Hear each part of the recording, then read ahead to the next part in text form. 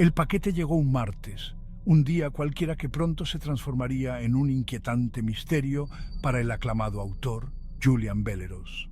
En su interior, entre capas de protección, yacía un manuscrito.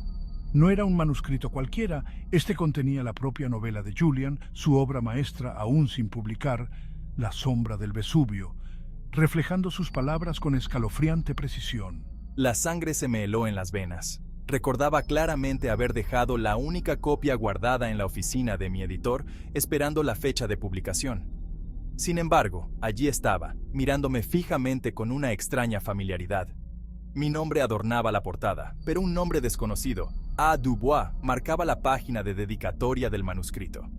¿Quién era este A. Dubois y cómo había conseguido mi obra? La inquietud se apoderó de sus entrañas.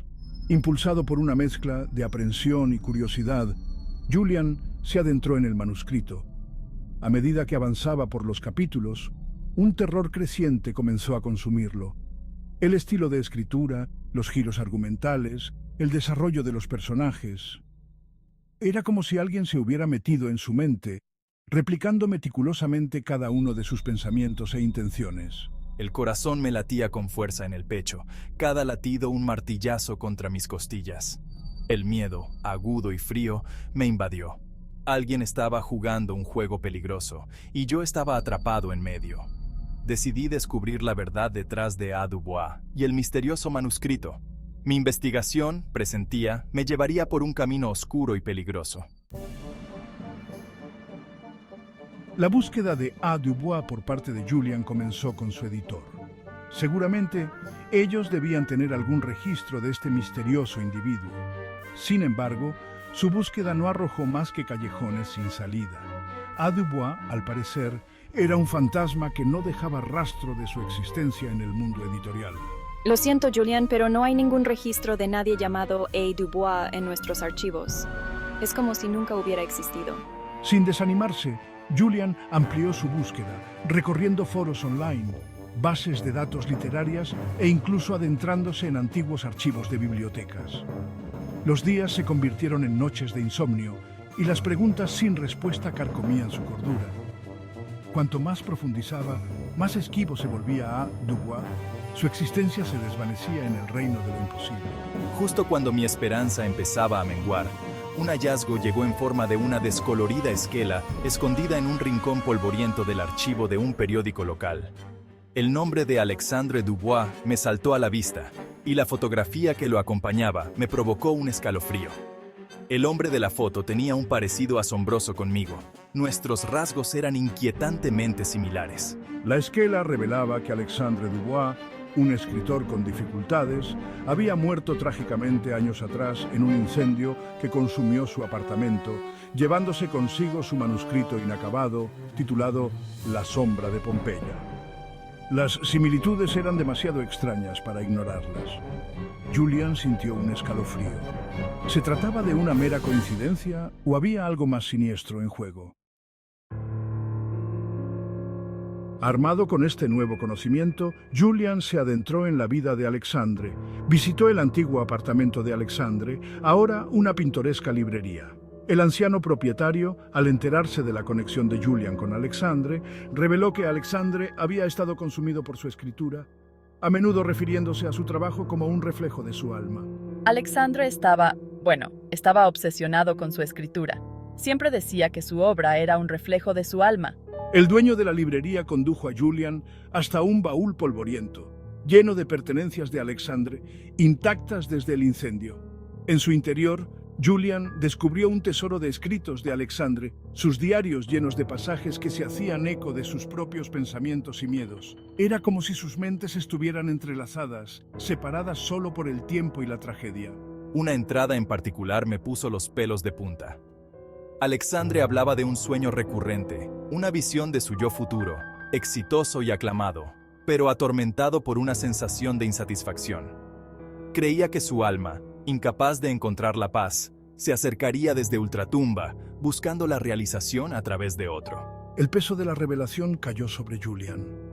¿Podrían ser ciertas las palabras de Alexandre?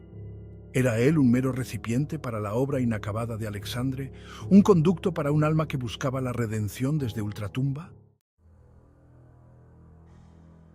Mientras lidiaba con las implicaciones de las palabras de Alexandre, llegó un segundo paquete. Dentro, encontré más capítulos de mi libro, esta vez acompañados de una nota escrita a mano. La elegante caligrafía, inconfundiblemente de Alexandre, le envió una nueva oleada de terror. La nota hablaba de su pasión compartida, de sus destinos entrelazados. Julian, eres mi heredero artístico, destinado a dar vida a nuestra visión compartida. Abraza nuestra conexión. Ve nuestra colaboración como una forma de reencarnación artística. A Julian se le heló la sangre. La línea entre la realidad y la pesadilla se difuminó. Su vida se convirtió en un espeluznante reflejo de los escritos de Alexandre.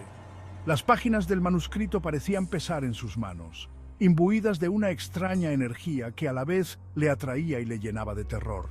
Me di cuenta de que estaba en una encrucijada. Podía intentar ignorar el miedo creciente, descartarlo todo como una broma cruel, o podía enfrentarme a la inquietante verdad, aceptar la escalofriante conexión que tendía un puente sobre el abismo entre la vida y la muerte, y terminar la historia que Alexandre había comenzado. Impulsado por una fuerza que no acababa de comprender, me sentí atraído de nuevo por el manuscrito de Alexandre. Empecé a incorporar las palabras de Alexandre a las mías. Los dos estilos de escritura se fusionaron a la perfección, como dos ríos que convergen en una única y poderosa corriente. Su escritura adquirió una nueva intensidad, una profundidad que no había alcanzado antes. Era como si el espíritu de Alexandre fluyera a través de él, guiando su mano, susurrando las piezas que faltaban en su historia compartida. Sin embargo, con cada día que pasaba, la línea entre sus voces se difuminaba. Sus propios pensamientos se enredaban con los de Alexandre. Mis sueños estaban plagados de visiones de Alexandre. Nuestros rostros se fusionaban, nuestras voces se mezclaban, hasta que ya no podía distinguir dónde terminaba uno y empezaba el otro. Mi reflejo en el espejo parecía cambiar. Adoptando los rasgos de Alexandre, mi propia identidad se desvanecía con cada momento que pasaba. El miedo se convirtió en una extraña especie de aceptación. Ya no era solo Julian Bellerose, el aclamado autor.